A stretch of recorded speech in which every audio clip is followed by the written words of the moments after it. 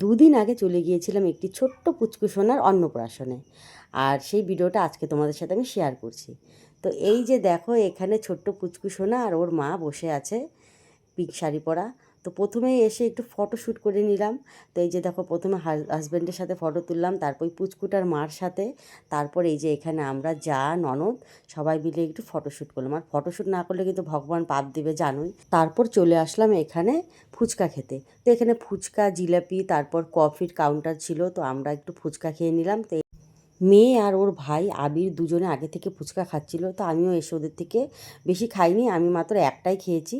ফুচকা খেয়ে তারপরে ওইদিকে আবার ছোটো মেয়ে নাচতে যাবে বায়না করছিল, তো ওকে নিয়ে আবার নাচার ওখানে গেলাম। আর হ্যাঁ, তোমাদের কিন্তু বলা হয়নি যে আমি কার অন্নপ্রাশনে এসেছি, মানে কার বাড়িতে এসেছি। এটা হচ্ছে আমার ছোটো জায়ের দাদার ছেলের অন্নপ্রাশন ছিল।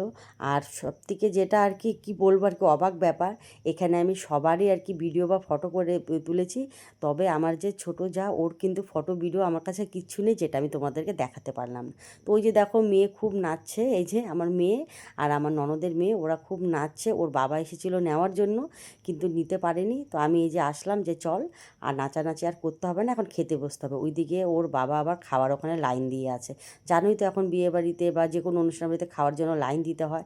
তো এই যে অনেকক্ষণ লাইন দিয়ে এই যে সবাই আমাদের আর কি নিজের লোকরা এখানে খেতে বসেছে।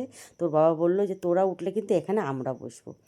তো চলো, ওরাও উঠে গেছে। এই যে আমরা অনেক আর কি লড়াই করে তারপরে খেতে বসে গেছি। তো খাচ্ছি, আর এদিকে কিন্তু বাইরে হচ্ছে হালকা বৃষ্টি। আর যদিও আমার জায়ের বাপের বাড়ি আমাদের ওখান থেকে খুব একটা দূর না, আমরা টোটো নিয়ে এসেছিলাম। আমরা এখান থেকে খেয়েও বাড়িতে পৌঁছেছি, আর অমনি খুব ঝড় বৃষ্টি হয়েছে। যাই হোক, অনুষ্ঠানটা মোটামুটি আর কি শেষের দিকেই ছিল। তো চলো বন্ধুরা, রাখছি, এরপর দেখা হবে নতুন ভিডিওর সাথে। টাটা।